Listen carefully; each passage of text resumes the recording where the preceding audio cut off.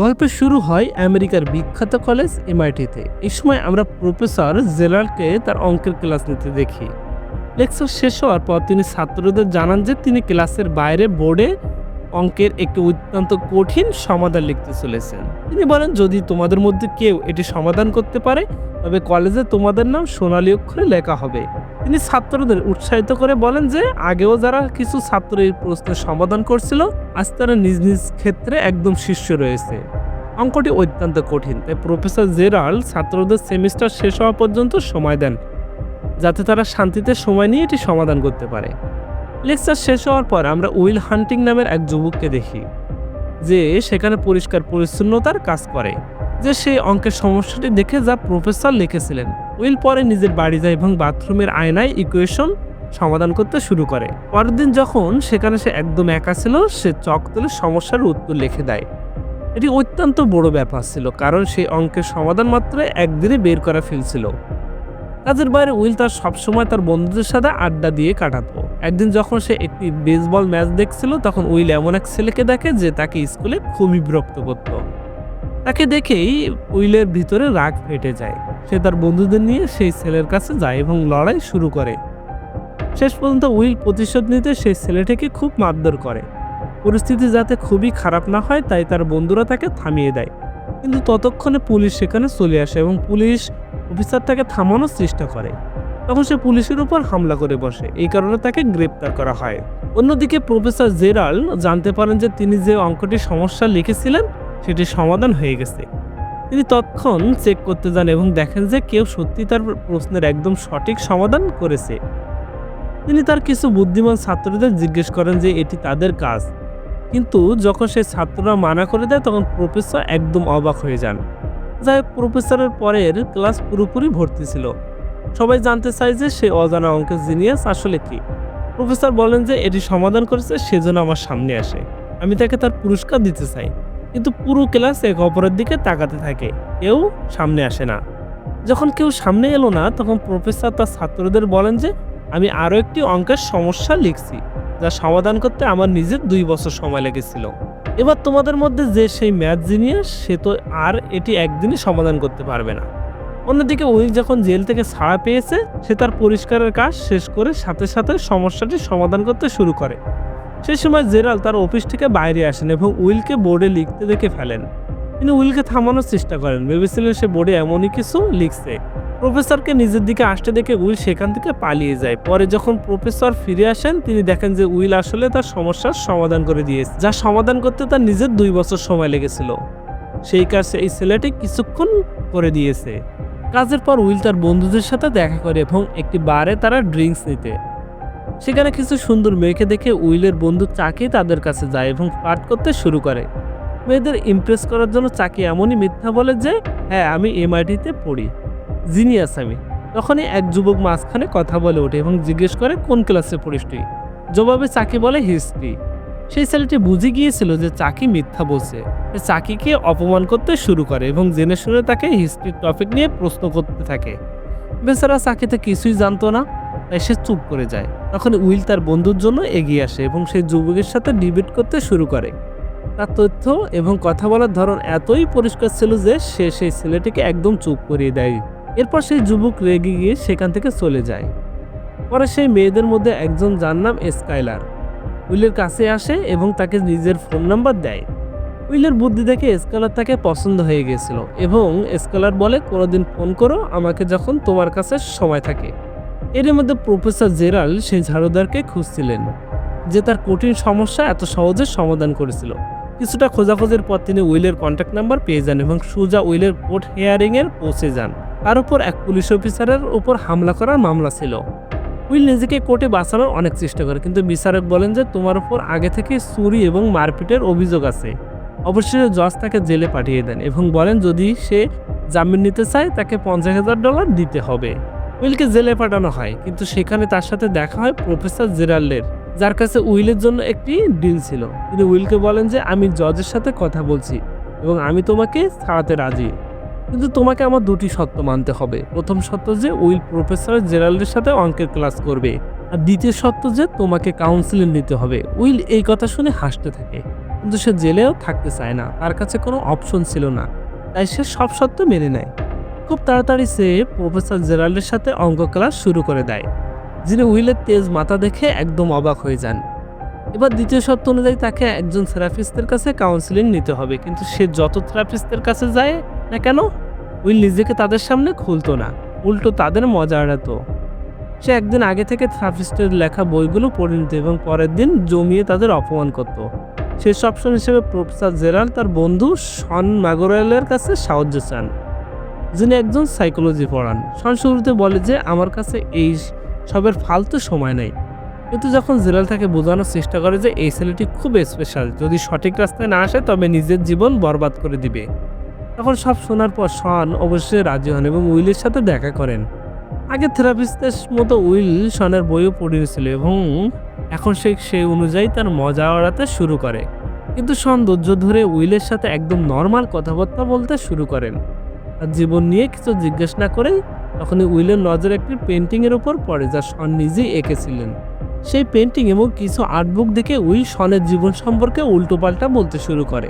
শন তা উইলের কথায় কান দেননি, কিন্তু তারপর উইল শনের স্ত্রীকে নিয়ে আলোচনার টপিকের মধ্যে নিয়ে আসে। স্ত্রীর কথা আসতে শন কিছুটা রেগে যান। উইল বুঝে যায় শনের দুর্বলতা তার স্ত্রী, তাই সে বারবার তার কথা বলতে থাকে। সে জিজ্ঞেস করে, আপনার স্ত্রী এখানে নেই কেন? সে কি ধোঁকা দিয়ে অন্য কারোর সাথে পালিয়ে গেছে? এটি শোনা মাত্রই শন পুরোপুরি মেজাজ হারিয়ে ফেলেন এবং উইলের গলা চেপে ধরেন। তিনি উইলকে সতর্ক করেন যে কোনোদিন আমার স্ত্রীকে অপমান করবে না। তখন উইল বলে সময় শেষ হয়ে গেছে। শন তাকে ছেড়ে দেন এবং উইল বাইরে চলে যায়, এটা ভেবে যে সে আরও একজন থেরাপিস্টকে ভেঙে দিয়েছে। শনের মুড দেখে প্রফেসর জেরাল্ড মনে হচ্ছিল যে তিনি হয়তো আর সেশন করবেন না, কিন্তু শন বলেন হ্যাঁ, আমি ওর কাউন্সিলিং করব, পরের সপ্তাহে থেকে ওকে আমার কাছে নিয়ে এসো। কাউন্সিলিংয়ের পর উইল স্কেলারের সাথে ডেটে যায়। সেখানে উইল জানতে পারে যে স্কেলার একটি ধনী পরিবার থেকে এসেছে এবং এখন হার্ভার্ডে পড়াশোনা করছে। তারা দুজন একে অপরের সাথে খুব সুন্দর সময় কাটায়। তাদের সুন্দর প্রথম ডেটে শেষ করা তারা একে অপরকে চুমু খায়। উইল যখন পরের সপ্তাহে শনের সাথে দেখা করতে আসে, শন বলেন চলো বাইরে গিয়ে কথা বলি। শন উইলকে একটি পার্কে নিয়ে যান এবং তার সাথে কথা বলেন। পরের দিন উইল তার বন্ধু চাকির সাথে একটি কনস্ট্রাকশন সাইটে মজদুরি করতে যায়। সে স্কেলারকে ফোন করে কিন্তু কথা বলতে ভয় পাচ্ছিল। শনের সাথে তৃতীয় থেরাপি সেশনে উইল একটি শব্দ বলিনি এবং শনও কিছু বলিনি। দুজন পুরো 1 ঘন্টা চুপ করে বসে থাকেন। চতুর্থ সেশনে একইভাবে শুরু হয়, যেখানে কেউ কিছু বলে না, কিন্তু এরপর বোর হয়ে উইল শনকে একটি জোক শোনায়। একে ইশারা হিসাবে ধরে নিয়ে যে উইল হয়তো এখন কথা বলতে চায়। শন তাকে জিজ্ঞেস করেন তোমার কি কোনো গার্লফ্রেন্ড আছে? জবাবে উইল তাকে স্কেলারের কথা বলে যে কিভাবে তাদের প্রথম ডেট খুব ভালো ছিল কিন্তু এখন আর কথা হচ্ছে না। শন জিজ্ঞেস করেন কেন? উইল উত্তর দেয় আমার মনে হয় স্কেলার আমার জন্য অনেক বেশি ভালো এবং যদি আমি ওর সাথে কথা বলতে থাকি তবে সব খারাপ হয়ে যাবে। কোনো না কোনো সময় বুঝেই যাবে যে আমি ওর যোগ্য নয়। শন তাকে বোঝান যে কেউ কারোর থেকে ভালো নয়, প্রত্যেকের মধ্যে কিছু ভালো এবং খারাপ দিক আছে, কিন্তু জরুরি বিষয় হলো সেই মানুষটি তোমার জন্য সঠিক কিনা। এই ব্যাপারে আরও বোঝাতে গিয়ে শন নিজের স্ত্রীর কথা বলেন। তিনি বলেন যে সে খুব ভালো মানুষ, খুব ভালোবাসতো আমি তাকে, কিন্তু ঘুমের মধ্যে মাঝে মাঝে পাত দিত। তার এই কথায় পুরো ঘরের পরিবেশ বদলে যায়। উইল এবং শন দুজনেই মন খুলে হাসতে শুরু করেন। এই মুহূর্তে তারা দুইজন একে অপরের কাছে চলে আসে এবং উইল এখন শনের আশেপাশে একটু কমফোর্টেবল অনুভব করতে শুরু করে। সেশন শেষ এবং শন পরামর্শ দেন যে যাও ওই মেয়েটির সাথে কথা বলো। উইল শনের কথা এতটাই হারিয়ে গিয়েছিল যে তাকে মনে করে দিতে হয় যে আজকের সেশন শেষ, এবার যাও এখান থেকে। শনের কথা শুনে উইল স্কেলার কলেজে যায় এবং তাকে আবার বাইরে যাওয়ার জন্য বলে। স্কেলার বলে আমি তোমার সাথে বাইরে যেতে চাই, কিন্তু আমাকে একটি খুব কঠিন সমস্যার সমাধান করতে হবে যাতে অনেক দিন লেগে যেতে পারে। উইল তার অপেক্ষা করতে পারছিল না, তাই সে বলে সে প্রশ্নটা আমাকে দেখাও। প্রশ্ন দেখা মাত্রই চোখের পলকে উত্তর একটি ন্যাপকিনের উপর লিখে দেয়। এরপর উইল বলে এখন তো তোমার কাছে কোনো অজুহাত নেই, চলো আমার সাথে। তাদের দ্বিতীয় ডেটের সময় স্কেলার উইলের পরিবার সম্পর্কে জানতে চায় এবং উইল তাকে মিথ্যা বলে যে আমরা 12 জন ভাই আছি। স্কেলার বলে আচ্ছা নামগুলো বলো তো, আর উইল ধরাধর 12টি র্যান্ডম নাম সিকোয়েন্সলি বলে দেয়। স্কেলারের একটু সন্দেহ হয় যে সে মিথ্যা বলছে এবং সে বলে একবার নামগুলো আবার বলো তো। কিন্তু আমাদের উইল তো জিনিয়াস, সে আবার সে নামগুলো একই সিকোয়েন্সে বলে দেয়। উইল তার পরের থেরাপি সেশনে শনের সাথে দেখা করে এবং জিজ্ঞেস করে, আপনার কি কখনো নিজের স্ত্রীর সাথে দেখা হওয়া নিয়ে আফসোস হয়েছে? কারণ স্ত্রী মারা যাওয়ার পর তো আপনি খুব একা হয়ে গেছেন। এই প্রশ্নের উত্তরে শন তাকে বলেন কিভাবে তিনি নিজের স্ত্রীর সাথে প্রথম দেখা করেছিলেন। এরপর শন বলেন, আমার কোনোদিন আফসোস হয়নি ওর সাথে দেখা হওয়া নিয়ে, যদিও সে আমার জীবনের মাত্র কয়েক বছরের জন্যই ছিল, কিন্তু এই বছরগুলো সবচেয়ে সুন্দর ছিল। তারপর প্রফেসর জেরাল্ড শনের কাছে উইলের প্রোগ্রেস সম্পর্কে জানতে আসেন। শন বলেন যে উইল ধীরে ধীরে মন খুলতে শুরু করেছে, কিন্তু তাকে পুরোপুরি কমফোর্টেবল করতে আরও কিছুটা সময় লাগবে। প্রফেসর জেরাল্ড বলেন যে আমি উইলের জন্য একদম টপ লেভেলের চাকরি খুঁজছি, ইন্টারভিউ তো সে খুব সহজে ক্র্যাক করে নেবে, শুধু তার এই মাথার সমস্যাটা ঠিক হয়ে যাক। তারপর ম্যাথ ফিল্ডে তাকে নাম করা কেউ আটকাতে পারবে না। শন বলেন, তুমি কি ওর বাবা যে ওর জীবন সম্পর্কে সিদ্ধান্ত নিচ্ছ? ওই ছেলেটা যা করতে চায় তাকে তাই করতে দাও। ও জিনিয়াস, তার মানে এই নয় যে ওকে এটাই করতে হবে। কিন্তু প্রফেসর জেরাল্ড বলেন যে সে আর কিছু করতে পারে না। আমি উইলের ট্যালেন্ট নষ্ট হতে দেব না। কিন্তু উইলের এই ধরনের চাকরিতে কোনো আগ্রহ ছিল না, তাই সে নিজের বন্ধু চাকিকে ইন্টারভিউতে নিজের জায়গায় পাঠিয়ে দেয়। এক রাতে নিজের জীবন নিয়ে কথা বলতে গিয়ে স্কেলার উইলকে বলে, তুমি কি আমার সাথে ক্যালিফোর্নিয়ায় যাবে? স্কেলারের কথা শুনে উইল ঘাবড়ে যায় এবং বলে যে সে তার সাথে যেতে পারবে না। আমার পুরো জীবন এখানে। স্কেলার তাকে জিজ্ঞেস করে, আমি জানি তুমি আমাকে ভালোবাসো, তবে আমার সাথে যেতে এত ভয় পাচ্ছ কেন? আর আমাকে কোনোদিন সত্য কথা বলো না। সে এটাও জানায় যে আমি জানি তুমি মিথ্যা বলছো যে তোমার 12 জন ভাই আছে। এই মিথ্যা সামনে আসে উইল মেজাজ হারিয়ে ফেলে। সে বলে, কি জানতে চাও তুমি আমার সম্পর্কে? অনাথ আমি, মা বাবা কোনো ঠিক নেই, জীবনের বেশিরভাগ সময় এক পরিবার থেকে অন্য পরিবারে ঘুরিয়ে কাটিয়েছি। ছোটবেলায় যে পরিবারের কাছে আমাকে রাখা হয়েছিল তারা আমাকে মারতো, কুকুরের মতো মারতো।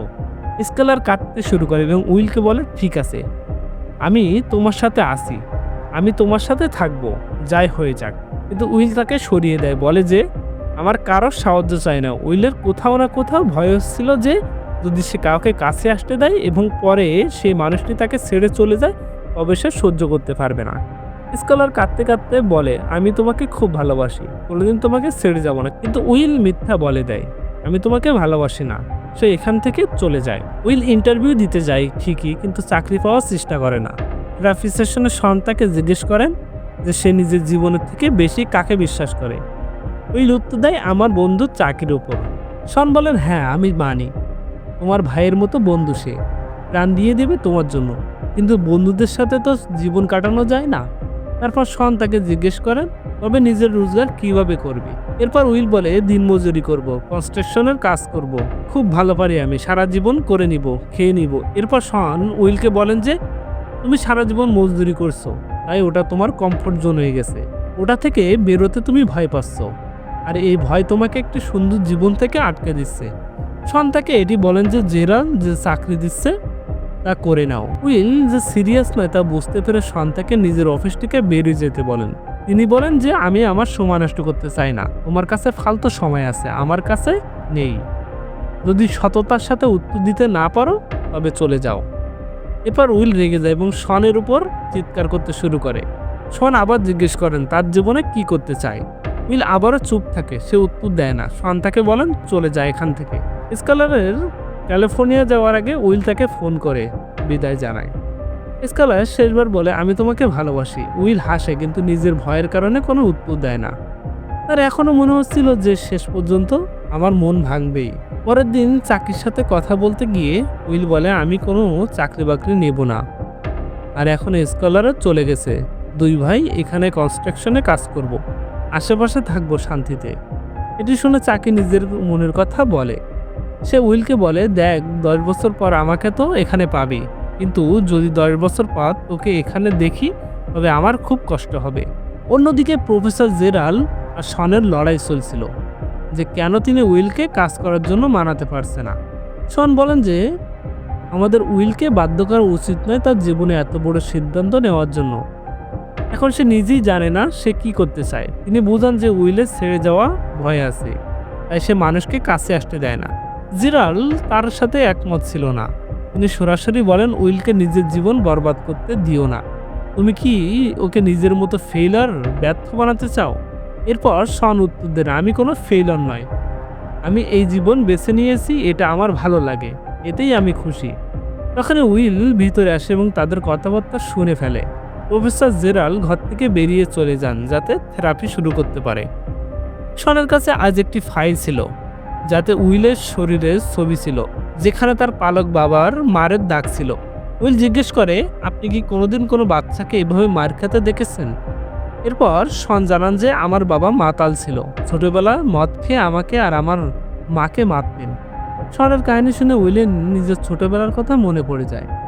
শন উইলের সামনে এসে বলেন যে, তোমার সাথে যা কিছু হয়েছে বাবা, সেটা তোমার দোষ ছিল না। উইল মাথা নেড়ে সাড়া দেয়।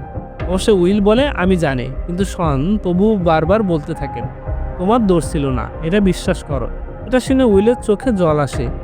সে শনকে ধাক্কা দেয়। শন আবার বলেন, যা কিছু হয়েছে তোমার দোষ ছিল না। আর এবার শেষ পর্যন্ত উইল ভেঙে পড়ে। সে শনকে জড়িয়ে ধরে কাঁদতে থাকে। এবার সে তার পুরনো ব্যথা ছেড়ে এগিয়ে যাওয়ার প্রস্তুত ছিল। সে জানায় যে ওই চাকরিগুলোর মধ্যে একটি বেছে নেবে, যা প্রফেসর জেরাল তার জন্য করেছেন। এর সাথে তার শেষ থেরাপি সেশন শেষ হয়। তার ২১তম জন্মদিনে তার বন্ধুরা মিলে তাকে একটি গাড়ি উপহার দেয়। গাড়িটি নতুন ছিল না, কিন্তু উইল এই গিফটে খুব খুশি ছিল, কারণ এটি তার সেরা বন্ধুদের তরফ থেকে ছিল। ওদিকে প্রফেসর জেরাল শনের কাছে যান এবং তাকে ফেইলার বলার জন্য ক্ষমা চান। সে দুই পুরনো বন্ধু আবার মিলে যান এবং শন জানান যে তিনি ওয়ার্ল্ড ট্যুরে যাচ্ছেন। এতটা কম টাকা কামায় না আমি, বুঝছো? যখন শন নিজের জিনিসপত্র প্যাক করছিলেন, উইল তার বাড়ির বাইরে গাড়ি নিয়ে আসে এবং তাকে ট্রিপের জন্য রেডি হতে দেখে। উইল বাড়ির দরজার কাছে যায় এবং শনের মেলবক্সে একটি চিঠি রেখে চলে যায়। এরই মধ্যে চাকি উইলকে কাজে নেওয়ার জন্য তার বাড়ি যায়। সে দরজায় নক করে, কিন্তু কোনো জবাব আসে না। সে জানালা দিয়ে উঁকি মেরে দেখে যে উইল বাড়িতে নেই। চাকি হাসে এবং বুঝে যায় যে উইল নিজের জীবনে কি করতে হবে তা ঠিক করে ফেলেছে। শন উইলের ফেলে যাওয়া চিঠিটি পেয়ে যান। চিঠিতে উইল লিখছিল যে সে চাকরি নিচ্ছে না, সে ক্যালিফোর্নিয়া যাচ্ছে স্কলারের সাথে দেখা করতে। এটি পড়ে শন হেসে দেন এবং ভিতরে চলে যান। চলো, ও মেয়েটি পাওয়া গেছে, এবার আমাদের জিনিয়াস নিশ্চয়ই ভালো কিছু একটা বেছে নেবে।